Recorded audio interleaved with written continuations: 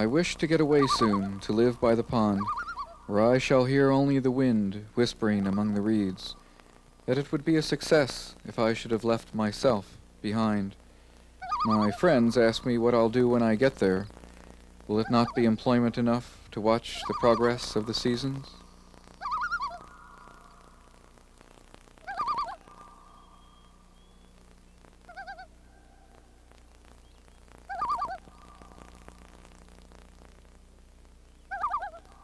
Although Henry David Thoreau died in 1862, his writings continue to receive serious attention.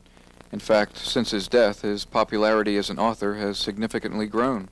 His messages seem to be much more relevant today than when he penned them.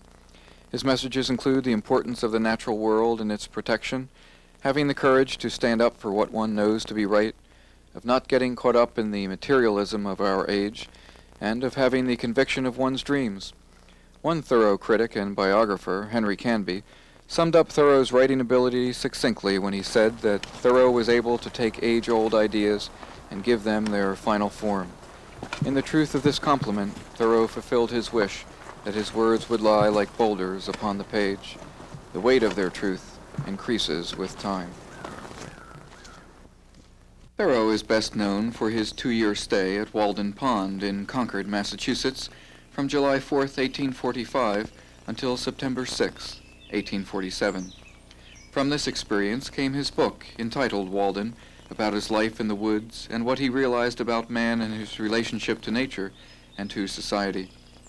His first order of business at Walden was to build a house, what his friend Ellery Channing later referred to as a wooden inkstand on the shores of Walden Pond. This sketch is of the house the Thoreau family lived in while Henry lived in his own house at the pond. It was referred to as the Texas House and was in Concord on Texas Avenue, near the railroad station. Not many know that building a house at the pond was little trouble for Henry, because he and his father had built this full 2-story house together the year before Henry began work on his own. Excavation of the Texas House site on what is now Belknap Street, next to the Thoreau Lyceum, revealed that Henry had used the same construction methods later at the pond. Several sketches were made of Thoreau's Walden house by several different people. Such sketches of the Texas house and the Walden house are important, since neither house still stands. Here is one sketch of the Walden house, done by May Alcott, an accomplished artist and sister of popular author Louisa May Alcott. The Alcotts were good friends of Thoreau. Here is another sketch by Joseph Hosmer, a frequent visitor. The Baker farm was a mile away from Thoreau's Walden house. It was his nearest neighbor. This sketch was done by Mrs. Baker. And here is the one he chose to appear in the first edition of Walden, done by his sister Sophia, an amateur artist. His only complaints were that she made the pine trees appear like firs, and that her roof hung out over the front while his didn't. Thoreau describes his house in his book, Walden. I have thus a tight shingled and plastered house, 10 feet wide by 15 long, and 8 feet posts, with a garret and a closet, a large window in each side, 2 trapdoors, 1 door at the end, and a brick fireplace opposite. The exact cost of my house, $28.12.5. I thus found that the student who wishes for a shelter can obtain one for a lifetime at an expense not greater than the rent which he now pays annually. Thoreau preferred the occupation of common laborer because he found it the most independent. He said that he had as many occupations as fingers. One of his favorite jobs was surveying, a skill which he taught his own students in a popular school he and his brother John had briefly run. While Henry loved that surveying took him out of doors to work, he regretted what the job led to in terms of cleared forests and filled-in marshes. This is a survey map he made of Walden Pond, which also appeared in his first edition of Walden. As noted here, the pond is still 1 7/10 miles around, 1/2 mile across, and 3/4 of a mile wide. The greatest depth is about 102 feet. Thoreau made depth measurements by digging holes in the ice and sending down a line and weight. On the bottom right is what is now called Thoreau Cove, next to which Henry had built his house. indicated by the word house. Thoreau is best as a natural literary scientist. He describes Walden Pond and nature in memorable ways. I bid you good day. I am Henry David Thoreau, and I was born here in Concord, Massachusetts on July 12th, 1817, and I died here in Concord, too, on May 6th, 1862. And I have never got over my surprise that I should have been born into the most estimable place in all the world, and in the very nick of time, too. I could easily walk 10, 15, 20, any number of miles, commencing at my own door, without passing by a house, without crossing a road, except where the fox and mink do. I think that I could not preserve my health and spirit if I did not spend 4 hours a day at least, and it was commonly much more than that, sauntering through these woods and over the hills and fields, absolutely free of all worldly engagements. And you will not find health but in nature. You must converse much with the field and woods if you would imbibe such health into your mind and spirit as you covet for your body. Society is always diseased, and the best of it is the sickest. There is no scent in it so wholesome as that of the pines, nor any fragrance so penetrating and restorative as that of everlasting and high pastures. Without that our feet at least stood in the midst of nature, all our faces should be pale and livid. The moment we exclude mankind from gathering berries in our fields, we exclude him from gathering health and happiness, and strike only one more blow at a wholesome, healthy relation with nature. I love nature, partly because she is not man, but a retreat from him. None of his institutions control or pervade her, for here a different kind of right prevails. In her midst, I am glad with an entire gladness, for if this world were all man, I could not stretch myself, and should certainly lose all hope. For man is constraint, but nature is freedom to me. He makes me wish for a different world, but she makes me content with this. The scenery of Walden is on a humble scale, and though very beautiful, does not approach to grandeur, nor would it much concern one who has not long frequented it or lived on her shores as I have. And yet this pond is so remarkable for its depth and purity, so as to merit a particular description. It is a clear and deep green well, 1 3/4 miles in circumference, a half-mile across, which contains about 61½ acres. It is a perennial spring in the midst of pine and oak woods, with no visible inlet or outlet except by means of the clouds and evaporation. These hills rise abruptly from the shore to a height of 40 to 80 feet, though on the southeast and east they attain to 100 and 150 feet respectively. They are exclusively woodland. A lake is the landscape's most beautiful and expressive feature. It is Earth's eye, looking into which the beholder can measure the depth of his own nature. The fluviatile trees next the shore are the slender eyelashes which fringe it. The wooded hills and cliffs about are its overhanging brows. I looked through Earth's eye.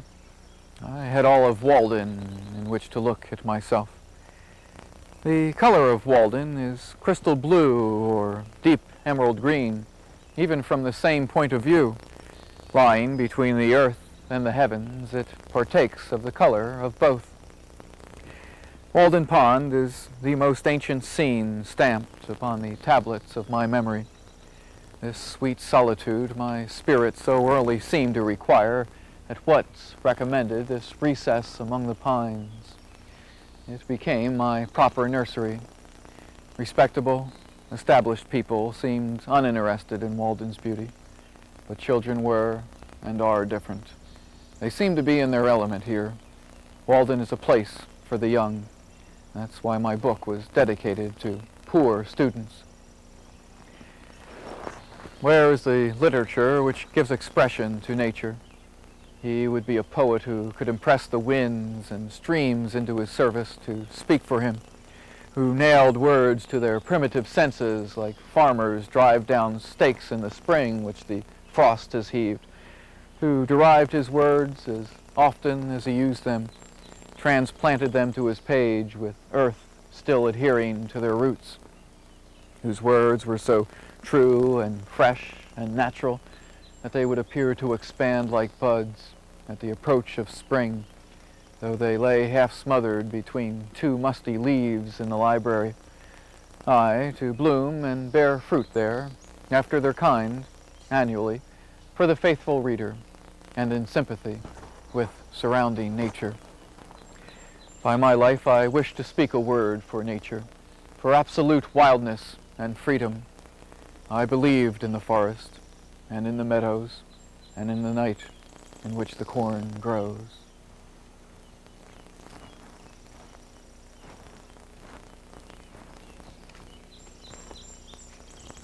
The Thoreau family was very close. Henry was a good brother and son. It is unfortunate that his more personable side is ignored. A key to his kinder nature is the time, attention, and concern he gave to the children of Concord, and their words of appreciation for him. Here is Henry in a sketch by the artist Samuel Rouse, as he looked when he lived at Walden Pond in his late 20s. Here is Thoreau at age 38, when he grew his Galway beard to protect his throat from cold, so as not to aggravate his tubercular condition, a lung disease that finally took his life, as it took half the lives in New England in the 1800s. Here is Thoreau at age 44, with his full beard, only 9 months before his death. This is Henry's father, John Thoreau, who was a shopkeeper and pencil manufacturer. He was a quiet man who encouraged his children to read the best books. This is a silhouette of his mother, Cynthia, an outspoken reformer, but also a good wife and mother. She encouraged her children in their dreams. Both mother and father loved nature and shared their love with their children through taking regular family outings. This is Henry's sister Helen, older by 5 years. She was a school teacher. This is Henry's sister Sophia, younger by 2 years. She was full of life and often kept the house filled with flowers. She kept a journal, a scrapbook, and a herbarium, a collection of identified and pressed plants and flowers which interested Henry, as he kept his own as well. Sophia painted this portrait of their brother John, 2 years older than Henry. John was admired for his charm and for his ability as a schoolteacher. He also wrote a study of birds which Henry used regularly. Henry's family was important to him. His first book, A Week on the Concord and Merrimack Rivers, was about a trip that he and his brother took in 1839 to climb Mount Washington in New Hampshire. It was also written at Walden Pond. Indeed, this book was his reason for getting away to the woods. It was dedicated to the memory of John, who had died in his arms in 1842 at the age of only 26. My purpose in coming to Walden Pond was not to live cheaply, nor to live dearly, but to transact some private business with the fewest obstacles. In 1842, when he was but 26 years old, and I 24, my beloved brother John died quite violently in my arms of lockjaw. It was New Year's Day of that year. We were preparing for the festivities in the village. My brother just nicked the ring finger of his left hand ever so slightly to raise a flap of skin and to draw a bit of blood. Did not think much of it at the time and bandaged it, and we were off for our celebrations. But days later, my brother saw that the skin had mortified, and my mother sent him off to see Dr. Bartlett, who dressed it for my brother after cleaning it and sent him on his way. Days later, we heard a grave pounding at the door and came a-running and found my brother lying there in serious pain, not able to get through the threshold. We helped him to his bed, and my mother sent for the best doctor she knew of in nearby Boston, who came a-running, but was not long in attending to my brother. My mother came over sensing something the matter, and the doctor looked at her, shook his head, and said he was sorry. He was too late. The lockjaw had set in. There was nothing more that he could do. It would be a painful and speedy death. I remember my brother lying in my arms, his body heaving and retching from the pain, he spasming, and when not in delirium, his eyes pleading with mine for the air that I could not give him. And then his body tensed in my arms with the last ounce of strength he had to hold on to life. But life would not let him have his way, and he fell limp in my arms and was lost. And I wrote in Walden, "Time is but the stream I go a-fishing in. I drink at it, but while I drink I see the sandy bottom and detect how shallow it is. Its thin current slides away, but eternity remains. I would drink deeper." Now, I came to these woods because I wished to live deliberately, to front only the essential facts of life, to see if I could not learn what it had to teach, and not, when I came to die, discover I had not lived. I did not wish to live what was not life. Living is too dear, nor did I wish to practice resignation unless it was quite necessary. I wished to live deep here, to suck out all the marrow of life, to live so sturdily and so Spartan-like, so as to put to rout all that was not life, to cut a broad swath and to shave close, to drive life into a corner and to reduce it to its lowest terms, and if it proved to be mean, why, to get the whole and genuine meanness of it and publish its meanness to the world, or if it were sublime, to know it by experience, and to be able to give a true account of it on my next excursion. For men seem to be in a strange uncertainty about life, whether it is of the devil or of God, and have somewhat hastily concluded that it is the chief end of man to glorify God and to enjoy Him forever. I had consumption, and although I was quite the hardy one, I missed an entire semester at Harvard because of it. I was brought to my knees by that sickness that took half the lives in New England then. And as my brother lay in my arms, I could sense the fragility of life. Yes, being a Harvard graduate, I was expected to fit the mold of doctor, lawyer, minister, or teacher, and I would have none of those. No doubt my fellow townsmen found my life here at the pond sheer idleness, but had the birds and flowers tried me by their standard, I should not have been found wanting. A man must find his own occasion in himself. It is true, the natural day is very calm, and will hardly reprove him for his indolence. If a man does not keep pace with his companions, perhaps it is because he hears a different drummer. Let him step to the music which he hears, however measured or far away. It is not important that he matures early as an apple tree or an oak. Shall he turn his spring into summer? If the condition of things for which we were made is not yet, what were any reality which we can substitute? But we must not be shipwrecked on a vain reality. However mean your life is, meet it and live. Do not shun it or call it hard names. It is not so bad as you are. Life looks poorest when you are richest. The fault finder always finds faults, even in paradise. Love your life, poor as it may be. You may perchance have some pleasurable, thrilling, glorious hours, even in a poor house. The setting sun reflects as brightly from the windows of the almshouse as from the rich man's house. The snow melts before its door as early in the spring. I do not see but a quiet mind may live as contentedly there and have as cheering thoughts as anywhere. And indeed the town's poor seem to lead the most independent lives of any. They are simply great enough to receive without misgiving. Cultivate poverty like sage, like a garden herb. A man is rich in proportion to the number of things he can afford to let alone. A man becomes rich by making his wants few. The cost of a thing is the amount of what I call life, which is required to be exchanged for it.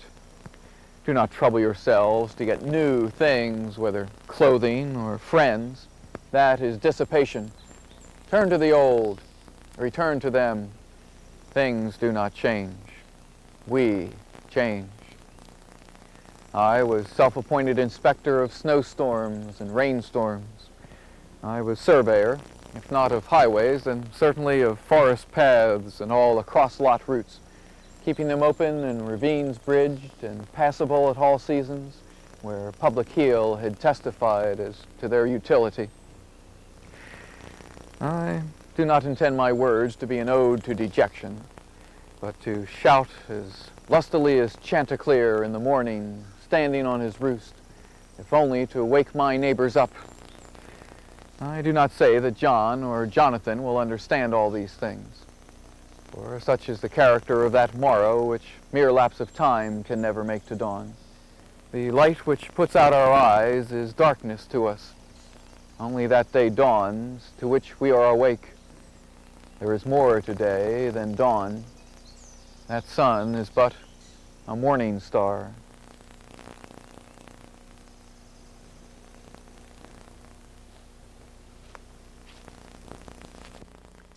Thoreau graduated from Harvard in 1837. Despite having received award money for consistently good grades, he complained that Harvard taught him all of the branches of knowledge, but none of the roots. Some of these roots, the practical side of life, he later found at Walden Pond. He said that those who entered any profession were doomed. Instead, he went about his favorite business of writing. His messages about work and enjoying a simple life are part of a philosophy that may be found in his recommended essay, Life Without Principle. Of course, these messages were expressed throughout his work, and more importantly, through his own life, before, during, and after Walden Pond.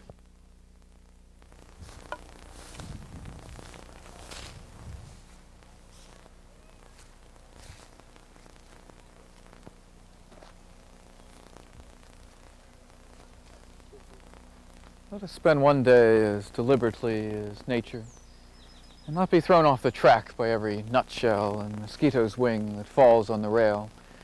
Let us rise early, gently, and without being perturbed, determined to make a day of it. Let company come and let company go. Let the bells ring and the children cry. Why should we knuckle under and flow with the stream? Let us sail by it, looking another way, tied to the mast, like Ulysses. If the engine whistles, why, let it whistle till it is hoarse for its pains. If the bells ring, why should we run? Let us consider what kind of music they are like. Let us steady ourselves, working and wedging our feet downward through the mud and slush of opinion and prejudice and tradition and delusion and appearance, through church and state, through poetry and philosophy and religion, till we come to a hard bottom and rocks in place, which we may call reality and say this is, and no mistake. Whether it be life or death, we must crave only reality. If we are really dying, then let us hear the rattle in our throats and feel cold in the extremities. But if we are living, let us go about our business and without complaint. Why are we in such desperate haste to succeed, and in such desperate enterprises? The mass of men lead lives of quiet desperation. From the desperate city I walked into the desperate country, and had to console myself with the bravery of minks and muskrats. There was a stereotyped but unconscious despair, even in what are called the games and amusements of mankind. There was no play in them, for this comes after work. But it is a characteristic of wisdom not to do desperate things. Our lives are frittered away by detail. An honest man has hardly need to count any more than his 10 fingers, or in an emergency he may add his 10 toes and lump the rest. Simplicity, simplicity, simplicity. I say, let your affairs be as 2 or 3, not 100 or 1,000. Instead of 1,000,000, count half a dozen, and keep your accounts on your thumbnail. Simplify, simplify your lives. Instead of eating 3 meals a day, if it be necessary, eat but 1. Instead of 100 dishes, 5, and reduce all other things in your lives in proportion. And in proportion as you simplify your lives, the laws of the universe will appear less complex, and solitude will no longer be solitude, nor poverty, poverty, nor weakness, weakness. You must put some things behind, but you will pass an invisible boundary. New, universal, and more liberal laws will begin to establish themselves within and around you, or the old laws be expanded and interpreted in your favor in a more liberal sense. But you will be given license to live with a higher order of beings. Man has no time to be anything but a machine. The finest qualities of our nature, like the bloom on fruits, can only be preserved by the most delicate handling. Yet we do not treat ourselves or one another thus tenderly. The order of things should be somewhat reversed. The seventh should be a man's day of toil, wherein to earn his living by the sweat of his brow, and the other six his Sabbath of the affections of the soul, wherein to range this widespread garden earth, and to drink in the soft influence and sublime revelations of nature. Work is cheap, while thought and character are rare. If the laborer gets no more for his employment than money, he is cheated. He cheats himself. The aims of the laborer should not be to get a living, but to perform good work. He should work for scientific or even moral ends. Perhaps I am more than usually jealous of my freedom. I regarded my obligations to society as slight and scant. I tell you, if I had sold my forenoons and afternoons to some employer, I should have had nothing left worth having. A man must not work for money, but for the pleasure of work. For more than 5 years I earned my living by the labor of my own hands only, and found that by working 6 weeks in a year I was able to meet all my expenses for living. The whole of my winters and most of my summers I had free and clear for study.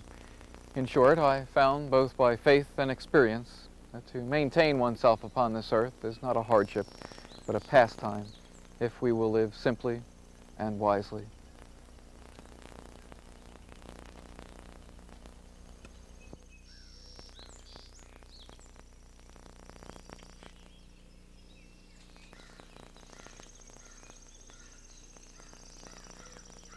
Thoreau had fond memories of Walden Pond from childhood, when he and his family had picnicked by the sparkling waters of that glacial lake. He remembers his mother making a fish chowder near Thoreau Cove, and how he mentioned to her that he would like to live there.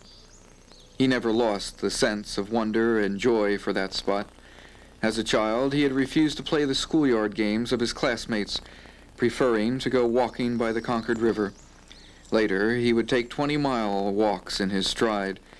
The essay that best expresses his fondness for nature is entitled Walking. I am alarmed when it happens that I have got a mile into the woods bodily without getting here in spirit. I would fain forget my morning's occupations, my obligations to society, but sometimes it happens that I cannot easily shake off the village. The thought of some work, some surveying will run in my head, and I am not where my body is. I am out of my senses. But in these walks, I would return to my senses like a bird or a beast. For what business have we in these woods if we are thinking of something out of the woods? In wildness is the preservation of the world. Every tree sends its fibers forth in search of the wild. Cities import it at any price. Men sail and plow for this. From the forest and wilderness come the barks and tonics that bear mankind. And we need the tonics of wildness to wade sometimes in the marshes where the bittern and meadowhen lurk, to hear the booming of the snipe, to smell the whispering sedges where only some solitary bird builds her nest, and where the mink crawls with its belly close to the ground.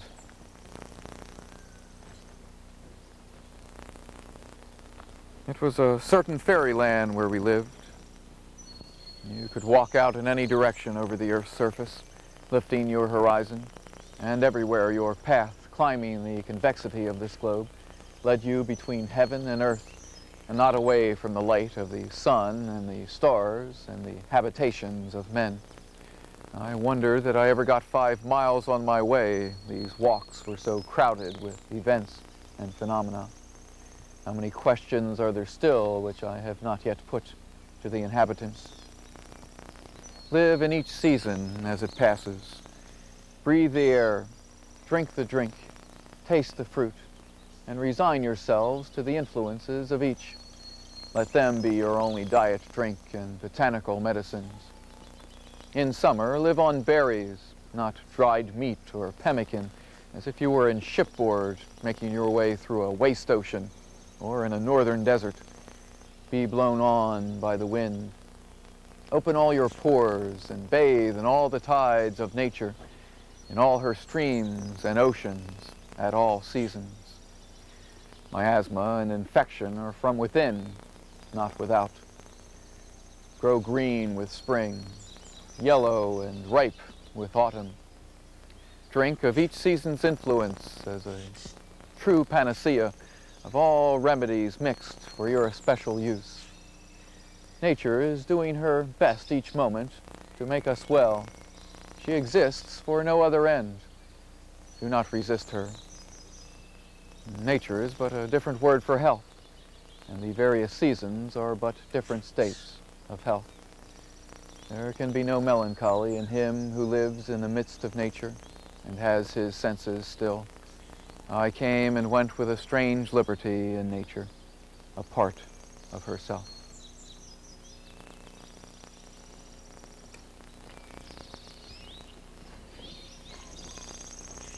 In 1845, this friend of Thoreau's, famous author and lecturer Ralph Waldo Emerson, gave Henry permission to build a house on his newly purchased Walden land.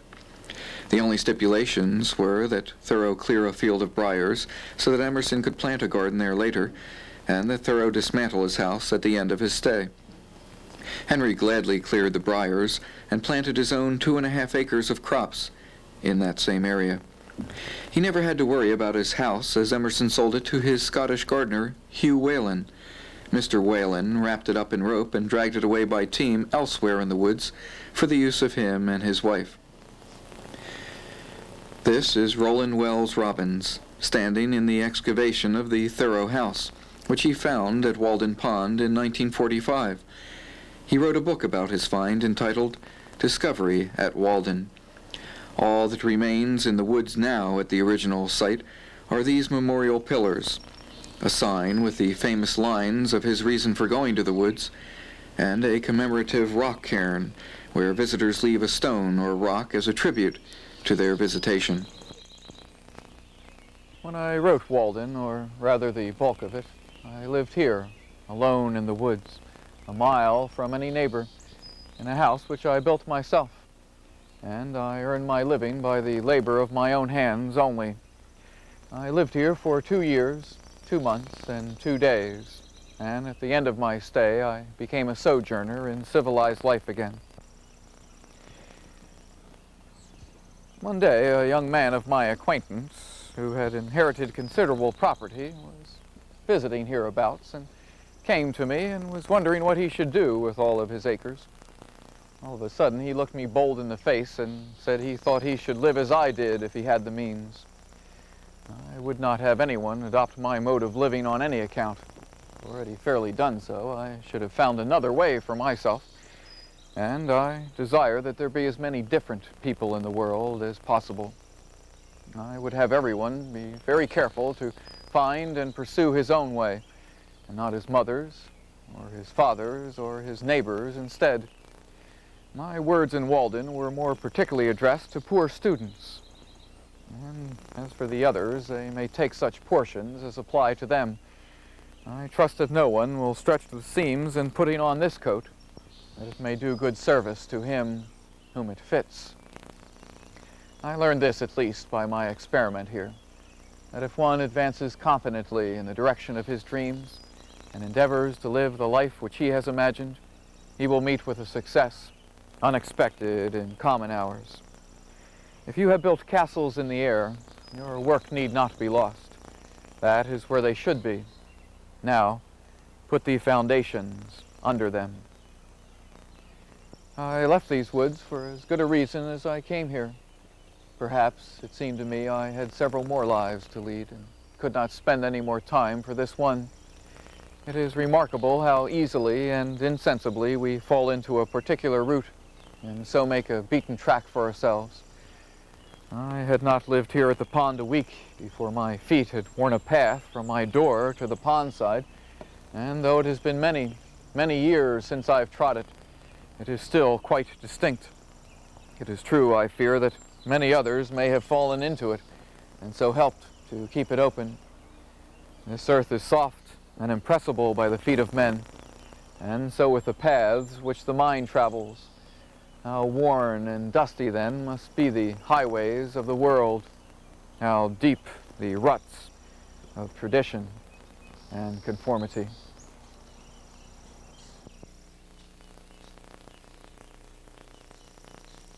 Roland Robbins used what he found at the excavation site, Thoreau's own house description, and the sketches of Thoreau's house as guides to building exact Thoreau house replicas.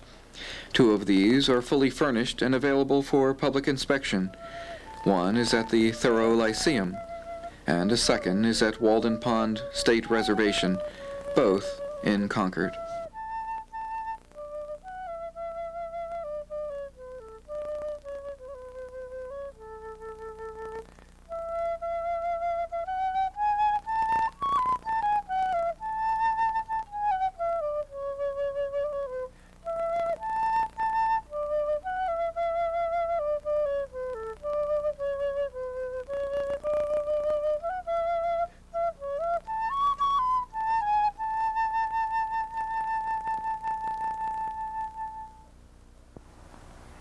All the summer went by without my reading a newspaper, but the morning and evening were full of news to me. We trouble our minds too much with the details of unimportant transactions and trivial affairs. It is astonishing how much people are willing to lumber their minds. The mind may be made an arena for the affairs of the public or for a quarter of heaven. It is important to preserve the mind's chastity. Be careful what reaches the thought's shrine.